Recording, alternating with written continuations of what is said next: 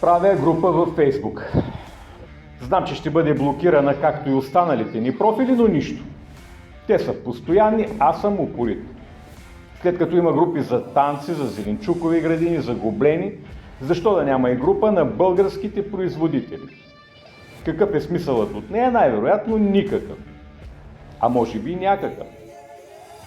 Каня всички дребни, малки, средни, големи, частни, а защо не и държавни производители, работещи или оцеляващи в тази помия, въпреки всичко и въпреки всички. Каня и тези, които не оцеляха, но се провалиха, след като опитаха някои от тях по няколко пъти. Но нищо. Каня всички от сенчестата, светлата, тъмната, законната, незаконната, бялата, сивата, зелената, синята и всякакви други термини, цветове и нюанси, определящи стопанските ни практики. Каня връстниците ми на 50 и учени от соца, че час прома е паразитиране на гърба на трудовия народ.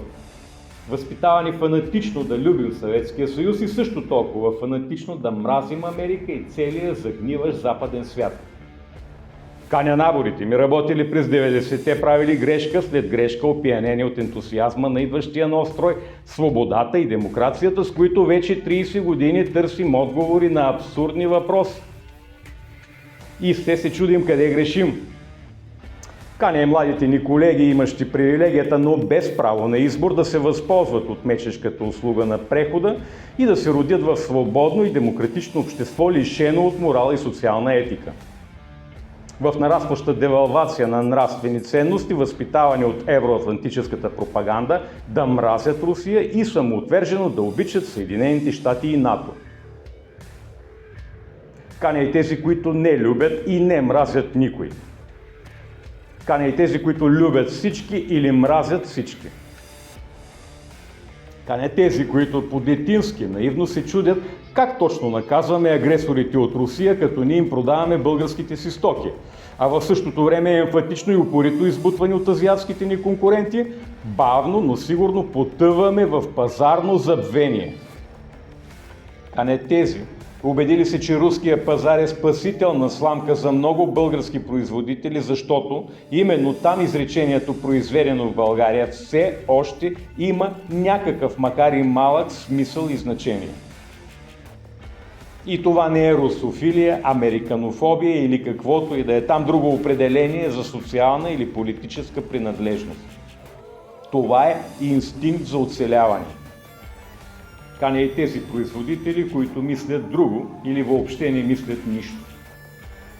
Каня и тези, които срамежливо в офертите към западноевропейските си партньори пишат произведено в Европейски съюз и по възможност не споменават думата България, защото тя е синоним на корупция и декаданс.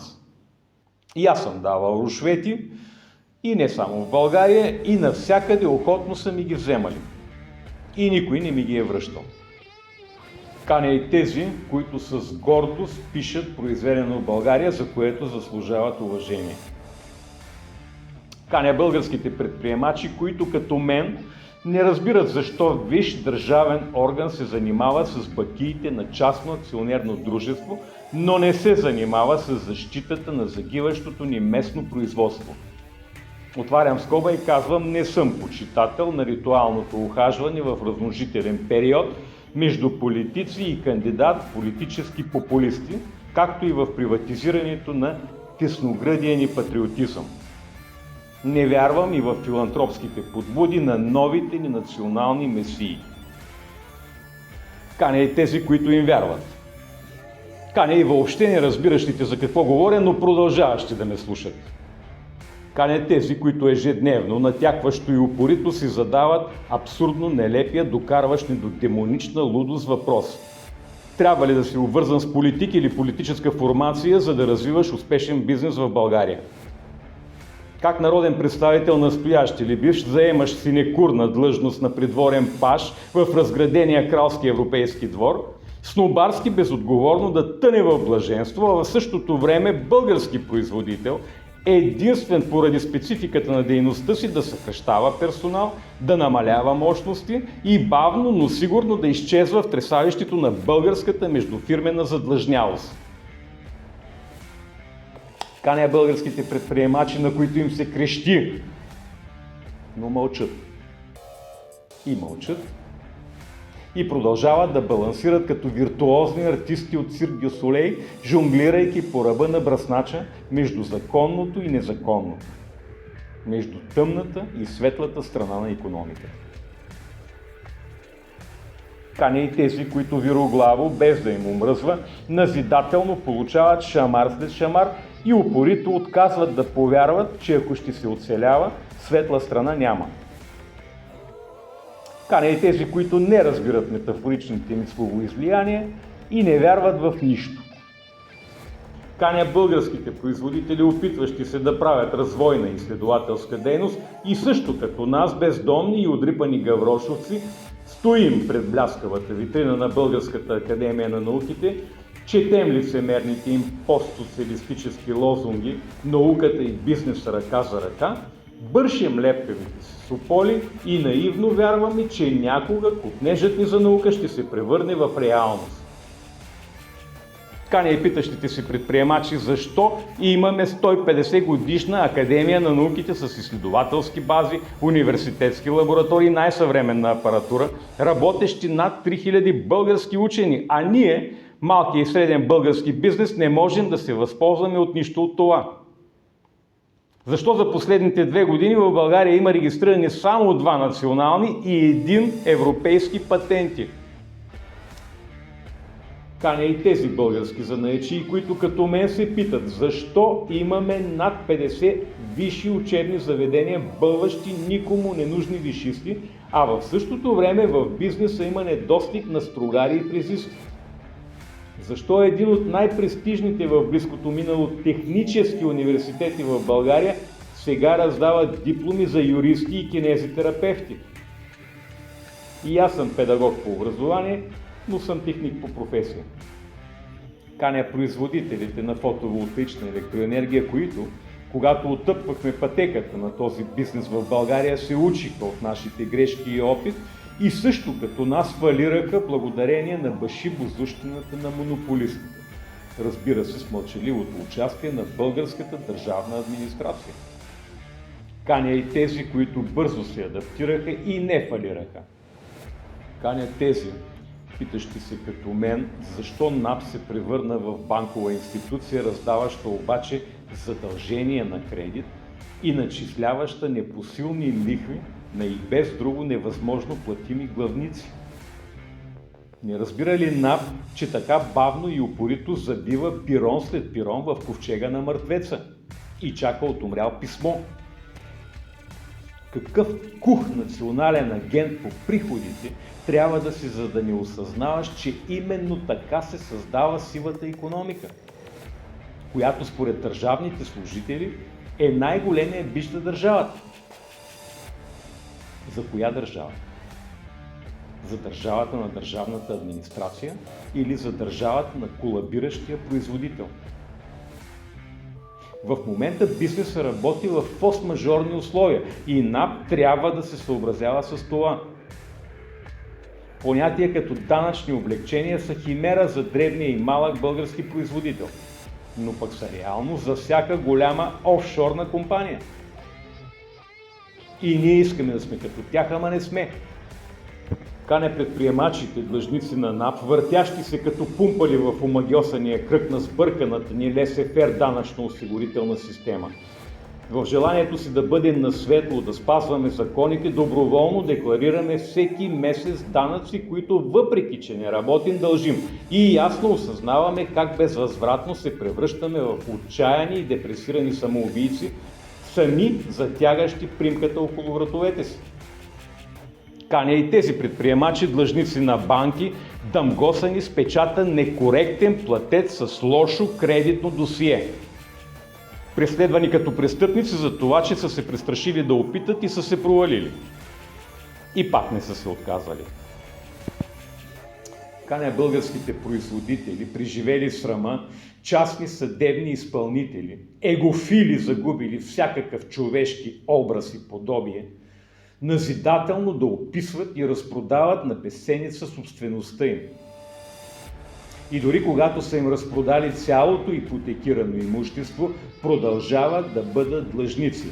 А самодоволните бирници, потънали в блаженно благополучие, удобно загърбили дрипавата си компрометирана съвест, препрочитат Яворовото «Ди воле ди» и лицемерно се възхищават на гениалността на Твореца, обаятелно обрисувал терзанията на изстрадалата българска душа. Като няма Прокопсия, плюсъм в тази Орисия. Но има едно друго българско художествено произведение на Димитър Стоянов. Всеки бирник един ден ще го вози неговия Андрешко. Каня и тези предприемачи, клиенти на беззъби колекторски фирми, припиращи лошите кредити и несъбираемите дългове на банки и съмнителни финансови къщи, денонощно насъстващи подивели, нискоинтелигентни и комплексирани телефонистки с маниакално разстроен морален компас. Колкото и да биеш умрял кон, няма да го съживиш. Пък и както е казал един друг Димитър Стоянов, пак велик писател, битата крава мляко не дава. Битата крава мляко не дава. Каня и тези, които през 90-те успяха да се възползват от политико-икономическите процеси и бързо осъзнали неолибералния модел, преструктурираха държавния социализъм в тяхна полза и станаха част от новия капиталистически елит, но продължиха да бъдат български производители. Не ги харесвам, но ме респектират.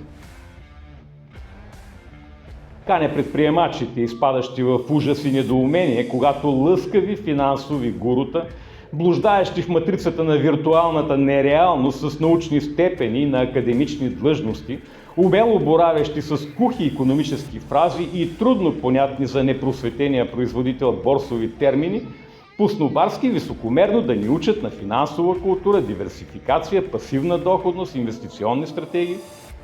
И са толкова внушително убедителни в това да ни отчитат, анализират, прогнозират, моделират, коригират, администрират, че си изкушавам да задам простичкият метафорично-ироничен въпрос: ти къщичка за птиченца правил ли си някога в живота си?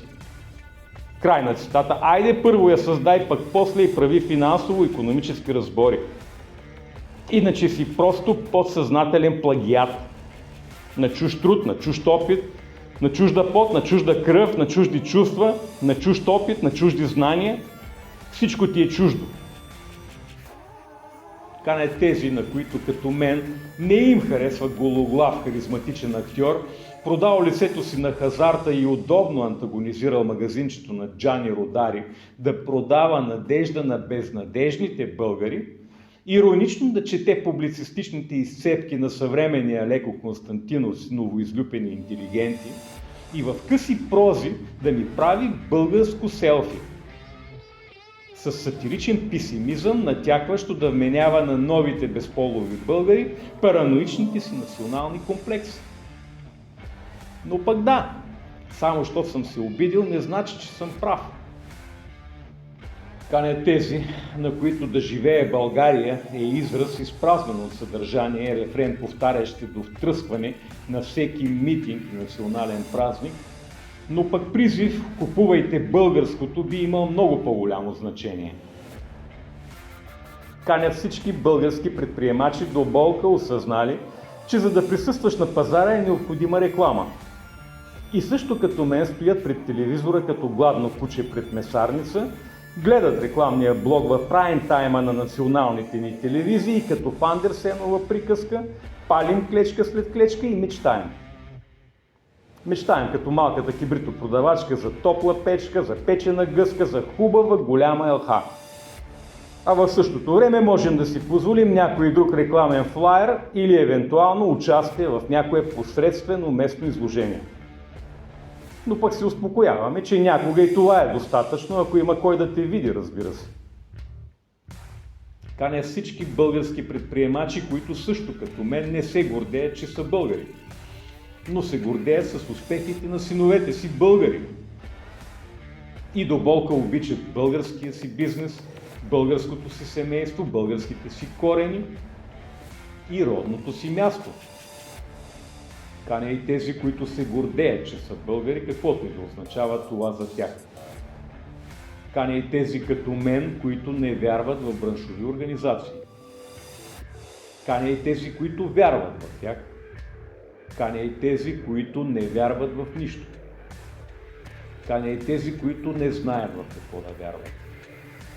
Каня и българските търговци, за които аз лично имам негативно мнение, но пък е напълно възможно и да не съм прав, за което предварително се извинявам и казвам.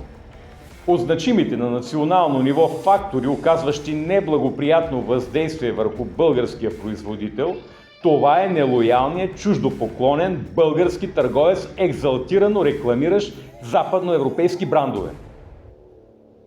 Иначе всички са патриоти. И напълно в стила на Ланджиевото българско селфи: да живее България, ама чуждото по-хубаво. Пък и китайското по-евтино, нали сме бедняци? Ама да живее България. И българското покрай нея. И българското покрай нея.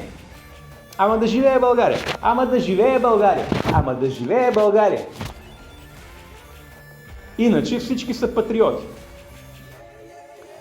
В продължение на 15 години, на площ от приблизително 10 000 квадратни метра, фирмата ни сговорно си съжителства с още около 10 производствени дружества от съвсем различни сфери. Машиностроение, мебелостроение, автотехникиджии, металообработка, дограмаджии, производители на рекламни материали, превозвачи. И през всичките тези години винаги някой на някого помага. Така, някога безвъзмездно, друг път възмездно, но колегиално, по-приятелски. Без никакво значение от политическа принадлежност или емоционален модел на полова ориентация. Обединението ни в група ще ни помогне да оцелеем. Как? Не знам. А може би имам идея. Не искам под това видео приятелски поздрави или палчета нагоре. Не приемайте поканата ми като призив за помощ. Приемете участието си в тази група като помощ за вас. Аз съм Станислав Джамбазов, българин по неизбежност. Ние сме ЗИТА, български производител по закон.